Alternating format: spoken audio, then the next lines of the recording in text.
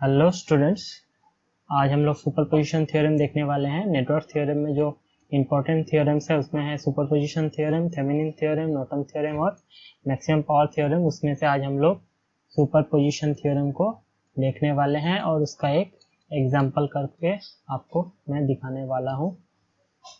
तो चलिए देखते हैं। फर्स्ट हम लोग स्टेटमेंट देखेंगे। स्टेटमेंट क्या बोल रहा है? In a network of linear resistances containing more than one generator or source of EMF, the current which flows at any point is the sum of all the current which would flow at that point if each generator were considered separately and all the other generator replaced for the time being by the resistance equal to their internal resistance। तो ये है statement. Statement काफ़ी difficult है, तो statement समझाने के लिए हम लोग डायरेक्ट एक एग्जाम्पल देखते हैं और समझने की कोशिश करते हैं। तो ये देखिए, इस एग्जाम्पल में सुपरपोजिशन थ्योरम में क्या बोल रहा है कि एक नेटवर्क में एक से ज़्यादा सोर्सेस होने चाहिए। तो यहाँ पर देखिए, एक ये सोर्स है, एक ये सोर्स है। तो this is source 1, this is source 2। तो एक से ज़्यादा सोर्स होने चाहिए और जिस ब्रांच में हम लोग करंट निकालना है वहाँ करंट निकालने के लिए हमको पहले सोर्स 1 को कंसीडर करना है, उसके बाद सोर्स 2 को कंसीडर करना है। जब हम लोग सोर्स 1 को कंसीडर करेंगे तब सोर्स 2 को हम लोग शॉर्ट सर्किट करेंगे। उसका जो इंटरनल रेजिस्टेंस है और इंटरनल रेजिस्टेंस है, यहाँ पर देखिए इस बैटरी के इंटरनल रेजिस्टेंस 2 ओम है, इसको सिर्फ कंसीडर करेंगे।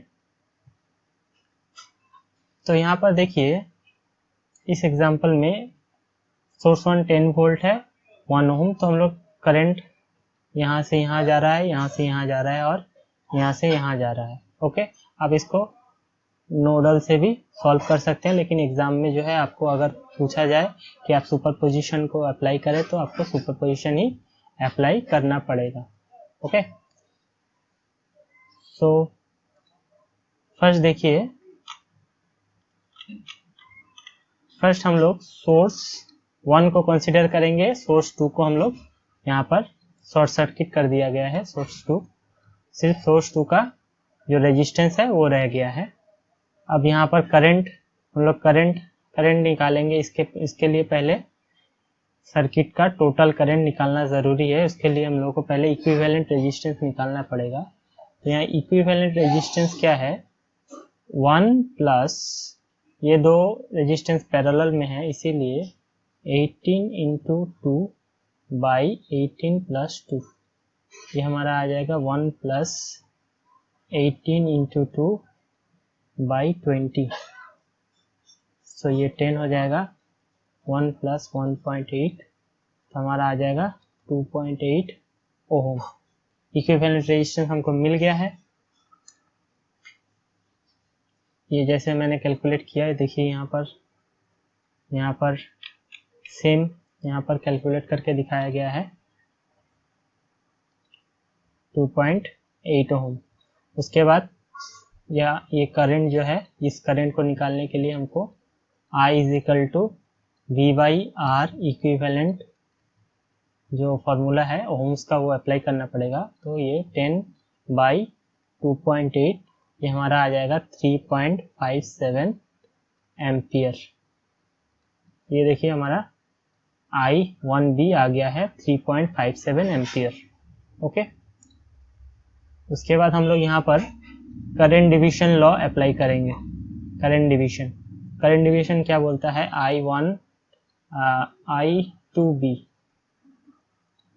I2B equals total current, this means I1B into resistance in the opposite branch 18 by total resistance, this means 18 plus 2। सो यहाँ पर देखिए IB2 कैसे निकाला है? टोटल करंट क्या है हमारा? I1B, तो I1B क्या है? 3.57 into current in the opposite branch, resistance at the opposite branch, तो 18 ohm by total resistance at the parallel branch, तो 18 प्लस 2 इज 20। तो हमारा IB2 मिल जाएगा हम लोग को 3.21 एम्पियर। सो अब हम 3B निकालने के लिए हम लोग यहाँ पर KCL डायरेक्ट अप्लाई कर सकते हैं। 1 इनकमिंग करंट और 2 आउटगोइंग करंट है। ओके, यहाँ पर अगर यहाँ पर KCL अप्लाई करें तो हमको क्या मिलेगा, I1B is equal to I2B plus I3B। यहाँ से हमको I3B इक्वल्स टू क्या मिलेगा, I1B माइनस I2B। I1B का वैल्यू क्या है 3.57 माइनस I2B का वैल्यू है 3.21। यहाँ से हम लोग को मिल जाएगा 0.36 एम्पियर। ओके, सो हमारा टारगेट क्या है, इस ब्रांच में से करंट निकालने का। तो हमको क्या मिला, when only 10 volt considered, only 10 volt जब कंसीडर किया गया है तो I3B का वैल्यू मिला हम लोग को 0.36 एम्पियर। ओके, अब हम लोग 20 वोल्ट को कंसीडर करेंगे। देखिए यहाँ पर 20 वोल्ट को अगर कंसीडर किया जाए तो यहाँ 20 वोल्ट का इंटरनल रेजिस्टेंस 10 वोल्ट को जो है यहाँ पर शॉर्ट सर्किट कर दिया गया है, उसका इंटरनल रेजिस्टेंस सिर्फ है, और यहाँ पर C नेमिंग किया गया है। ओके, तो यहाँ पर देखिए 20 वोल्ट, यहाँ फिर से हम लोग को इक्विवेलेंट रेजिस्टेंस निकालना पड़ेगा। इक्विवेलेंट है 2 प्लस, ये दोनों पैरेलल में है, तो 18 इंटू 1 बाई 18 प्लस 1, ये सॉल्व करने पे 2.95 ओम हमको मिल जाएगा टोटल रेजिस्टेंस। ओके, इसके बाद हमको टोटल करंट I2C निकालना पड़ेगा। इसके लिए 20 by means V by R equivalent, so 20 by 2.95, तो हमको मिल जाएगा 6.78 एम्प। ओके, उसके बाद फिर से हमको यहाँ करंट डिवाइडर अप्लाई करना पड़ेगा। करंट डिवाइडर अप्लाई करने से हमको क्या मिलेगा, सपोज I1C निकालना है तो हमको I2C into 18 by 18 plus 1, 18 plus 1, so main current into resistance at the opposite branch by total resistance at the parallel branch. Okay, तो यहाँ पर क्या है 6.78 इंटू 18 बाई 19, ये कैलकुलेट करने से 6.42 मिल जाएगा। और इस नोट पे हम लोग फिर से KCL अगर अप्लाई करते हैं तो क्या मिलता है, I2C equals I1C plus I3C। यहाँ से हमको I3C equal I2C minus I1C, यहाँ से अगर कैलकुलेट करें तो I2C का वैल्यू देखिए 6.78 है और I1C का वैल्यू है 6.42। ये सब्सट्रैक्ट करने से हमको जो है वैल्यू मिल जाएगा। तो हमको I3C का वैल्यू मिल गया यहाँ पर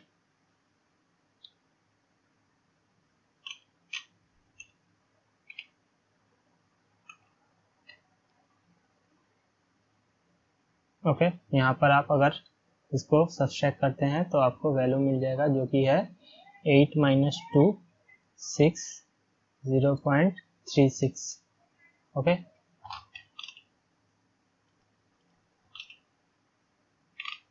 नेक्स्ट, अब क्या सुपरपोजिशन थ्योरम में क्या बोलता है कि हर एक ब्रांच करंट में जो जो आपको मिला उसका समेशन लेना पड़ेगा। ओके, लेकिन आप एक चीज कंसिडर कीजिए, यहाँ पर कोई कोई नेगेटिव है, कोई कोई पॉजिटिव है। ऐसा क्यों है, अगर एक ब्रांच में पहला वाला जो वोल्टेज कंसिडर किया उसका डायरेक्शन सपोज 1B इस तरफ है, नेक्स्ट वाला जो कंसिडर किया वोल्टेज उसका करंट इस तरफ है, सो दोनों एक दूसरे को ऑपोजिट डायरेक्शन में है, तो इसीलिए I1 is equal to I1B minus I1C। हम लोग पिक्चर में देखते हैं I1B। देखिए I1B का डायरेक्शन जो है वो राइट के तरफ है, ओके, और I1C का जो डायरेक्शन है वो देखिए वो लेफ्ट की तरफ है, ओके।